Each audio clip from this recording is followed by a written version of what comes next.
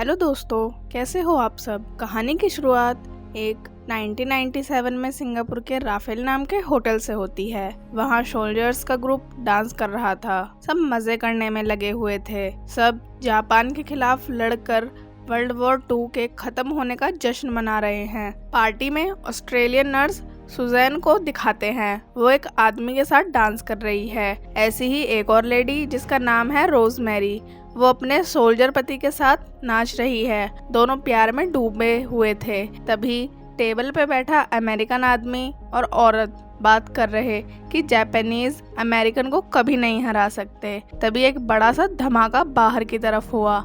सबको आवाज आई तो पार्टी बंद हो गई।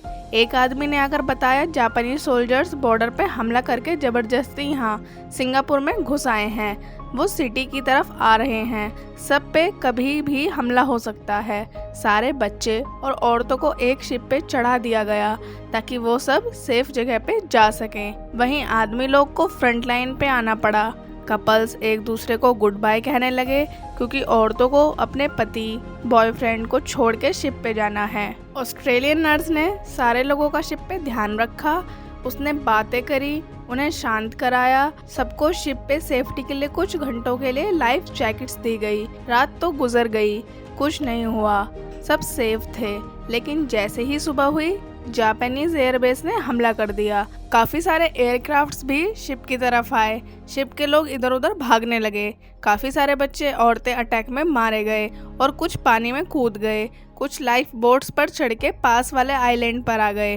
रोजमेरी अपने सैनिक पति से अलग हो गई। ऑस्ट्रेलियन नर्स और एक अमेरिकन लेडी एड्राइन वो पानी में साथ थीं। तीनों पूरा एक दिन तैर के सुमात्रा आइलैंड के किनारे आ गईं। तीनों लेडीज जंगल के मिट्टी वाले रास्ते को पार करके थक चुकी हैं। फिर भी वो एक दूसरे की हिम्मत बनाए रखने के लिए बातें करती रहीं।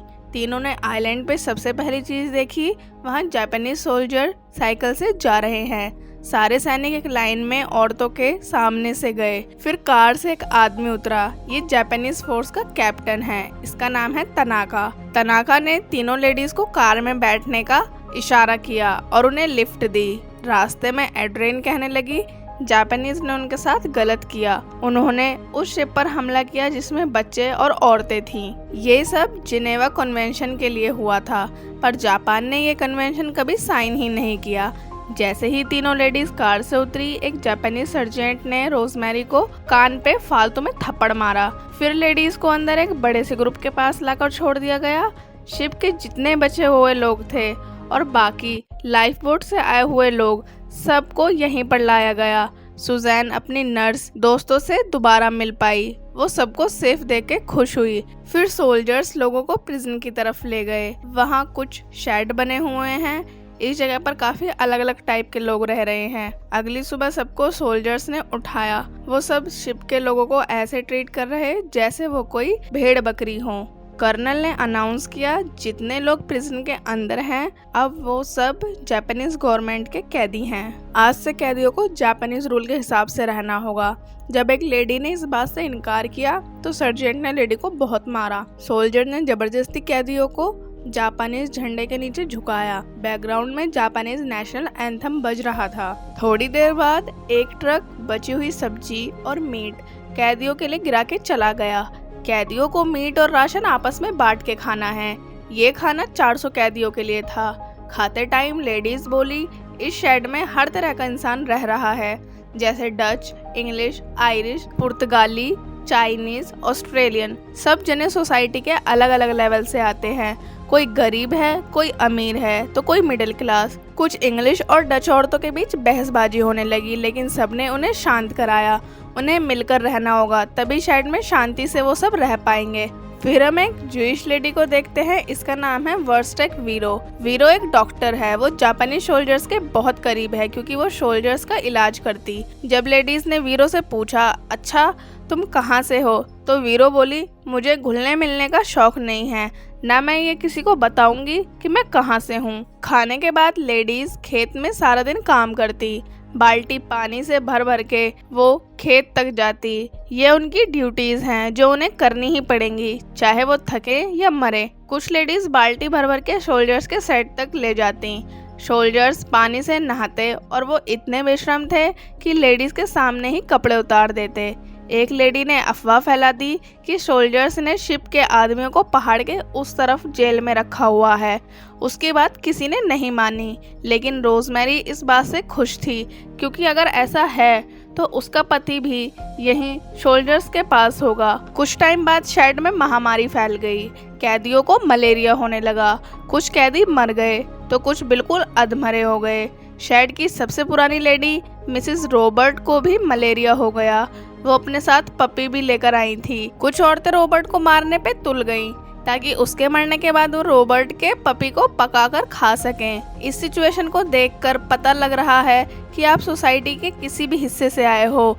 जब बात आपकी जान पे बनाती है तो इंसान किसी भी हद तक जा सकता है, वो जानवर बन जाता है। शेड में ज्यादा लोग बीमार पड़ने लगे। अब दवाइयाँ भी कम हो रही थीं। लेडीज अपने इयररिंग्स बेच के सोल्जर्स से क्विनाइन, ये एक दवाई का नाम है, वो लेती। एक रात चाइनीज लेडी विंग शेड से भागकर दवाई चुराने आ गई। उसने बड़ी सावधानी से कांटों लगे तारों को पार किया, पर जाते टाइम कुछ गार्ड ने उसे देख लिया। विंग बच बचाकर शेड में दवाई लेके वापस आ गई। मिसेस रॉबर्ट को दवाई दी गई। इससे उन्हें काफी आराम मिला, पर सुबह को कैप्टन तनाका को पता चल गया कि रात में क्या हुआ। उसने विंग को बुलाया और सबके सामने विंग को जिंदा जला दिया। विंग की इस हालत के बाद सारे कैदी बहुत ज्यादा डर गए। शाम को एड्राइन गाना गुनगुनाने लगी। उसके पास डेजी नाम की लेडी आकर बैठ गई। दोनों ने म्यूजिक के बारे में बातें करी। उन्हें म्यूजिक बहुत पसंद है। उन्होंने लेडीज के बीच वोकल ऑर्केस्ट्रा बनाने का सोच लिया। डेजी और एड्राइन कॉपी में म्यूजिकल नोट लिखती, पर कुछ लेडीज ने उनका साथ इसलिए नहीं दिया क्योंकि उन्हें जापानीज सोल्जर्स का डर था। पर कुछ लेडीज ऑर्केस्ट्रा में आने लगी।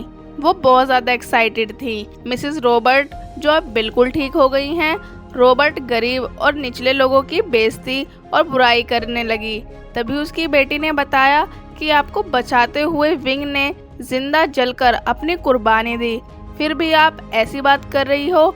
लोअर क्लास लोगों से बात मत करो, दूर रहो। आपको शर्म नहीं आती? विंग के बारे में जान के मिसेस रॉबर्ट को गिल्टी फील होने लगा। उन्होंने विंग की आत्मा की शांति के लिए प्रे करी। अगली सुबह डेजी एंड्राइन के साथ पहले ऑर्केस्ट्रा में गाने की प्रैक्टिस करने लगी। उन्हें सोल्जर्स ने तभी चुप करा दिया। सोल्जर्स औरतों को बहुत मारते जब वो ऐसा काम करती जिसकी उन्हें परमिशन नहीं है, पर औरतों ने हार नहीं मानी। वो छोटे छोटे ग्रुप बनाकर गाने की प्रैक्टिस करती। लेडीज ऐसी जगह बैठ जाती जहां सोल्जर्स उन्हें देख ना पाए। इस तरह वो गाने की प्रैक्टिस रोज करने लगी। एक दिन एक सोल्जर लेडी के शेड में आ गया। उसने सबको मारा। सोल्जर्स के हाथ में एक लिस्ट थी। जब डेजी ने लिस्ट देखी तो उसमें शेड की सारी जवान सुंदर लड़कियों के नाम थे। सोल्जर्स लड़कियों को ट्रक में बैठाकर अपने साथ ले गया। ट्रक बड़े से घर के आगे आके रुका। यहाँ जापानीज के हायर ऑफिसर रहते हैं। लेडीज को बताया गया उन्हें एक अच्छी अपॉर्चुनिटी मिल सकती है, जिससे लेडीज अपना बाकी जीवन अच्छी तरह बिता पाएंगी अगर वो सब ऑफिसर्स की मिस्ट्रेस बनने के लिए मान जाएं। उन्हें खाने के लिए अच्छा खाना, पहनने के लिए सिल्क शीट और अपने कमरे भी मिलेंगे। कुछ लेडीज इस ऑफर से भड़क गई, वहीं कुछ ने ये मौका नहीं छोड़ा। एंड्राइन की बेस्ट फ्रेंड, नर्स की अच्छी दोस्त और बाकी लेडीज मिस्ट्रेस बनने के लिए मान गई। कुछ और महीने बीत गए और अभी भी नहीं रुकी। लेडीज मरती गईं। एंड्राइन ने सुजैन और उसकी दोस्तों को ऑर्केस्ट्रा ज्वाइन करने के लिए काफी मनाया। एक दिन सुजैन डॉक्टर वीरो के कैबिन में आई। वीरो डेड बॉडी से सोने के दांत निकाल रही थी। वीरो ने दांत सुजैन को दिखाया। सुजैन कहने लगी ये गलत बात है, पर वीरो ऐसा इसलिए करती क्योंकि मरने के बाद इंसान सोने का क्या ही करेगा। सोना मरने वाले के किसी काम का नहीं था, इससे अच्छा वो उसे यूज कर लेती। वीरो जापानी सोल्जर से सोने का लेन देन करती। सोना बेचकर वीरो ने काफी पैसे कमाए। वीरो सुजैन को सारी टेक्निक सिखाना चाहती थी, ताकि अगर किसी दिन डॉक्टर वीरो मर जाए तो सुजैन आगे ये कर सके, शेड की लेडीज की जान बचा सके। रात को एड्राइन शेड के बाहर आई तो उस पे एक पियक्कड़ सोल्जर ने हमला कर दिया। सोल्जर्स ने एड्राइन के साथ बदतमीजी करने की कोशिश करी, पर लेडी ने खुद को अच्छे से बचा लिया। एड्राइन ने सोल्जर्स को मिट्टी में घेर दिया, पर तभी कुछ और सोल्जर्स आ गए। सब एड्राइन को कहने लगे कि तुमने बिना वजह एक सोल्जर्स को मार दिया। इसके लिए एड्राइन को पूरी रात पिंजरे में रखा गया। अगली सुबह कैप्टन बाकी सोल्जर्स के साथ एड्राइन के पास आया। एड्राइन ने अपनी सफाई में बताया उसने बस सोल्जर्स को टच किया था क्योंकि वो उसके साथ बदतमीजी कर रहा था। पर कैप्टन ने लेडी की एक बात नहीं सुनी। उसने एड्राइन को जमीन पे लिटा लिटा के बहुत मारा। इधर कुछ औरतें कर्नल के घर आ गईं। वो एड्राइन के लिए माफी की भीख मांगने आईं कि एड्राइन को जाने दिया जाए। उसकी कोई गलती थी ही नहीं, सब कुछ सोल्जर ने ही किया। पहले तो कर्नल ने हेल्प करने से मना कर दिया, पर लेडीज ने कर्नल को तनाका से कंपेयर करते हुए कहा कि वो इतने निर्दयी हैं और आप इतने अच्छे हो, हमें आपसे बहुत उम्मीद है। तो कर्नल एड्राइन की मदद करने के लिए मान गया। उसी रात ऑर्केस्ट्रा का पहला शो हुआ। सारी लेडीज इकट्ठा होकर म्यूजिक बजाने लगी। जापानी सोल्जर्स उन्हें रोकने आए, पर म्यूजिक सुन के वो लेडीज को रोक ही नहीं पाए। यहाँ तक कि जापानीज लीडर ने भी आज लेडीज के लिए तालियां बजाई। सुबह को कैदियों को बताया गया वॉर में जापानीज को और ज्यादा सक्सेस मिल रही है, वो वॉर में आगे हैं। अब ऑस्ट्रेलिया भी जापानीज के साथ मिलना चाहता है। इस बात पे सुजैन ने मुंह सा बनाते हुए दबी सांस में कुछ गालियां दी। उसे तनाका ने देख लिया और सुन भी लिया। सुजैन को आगे बुलाया गया। तनाका ने लड़की से दोबारा वही कहने के लिए कहा और जब सुजैन ने तनाका की बात नहीं मानी तो तनाका ने सुजैन को कड़ी सजा दी। उसने सुजैन को घुटनों पे खड़ा कर दिया और ऐसे जाले पे बैठा दिया जिस पे वो जरा सा भी हिलेगी तो उसकी बॉडी में पैनेट टूल्स घुस जाएंगे और वो मर जाएगी। सुजैन घंटों तक ऐसे ही खड़ी रही। ना उसे पानी दिया गया ना खाना। 24 घंटे बीत गए।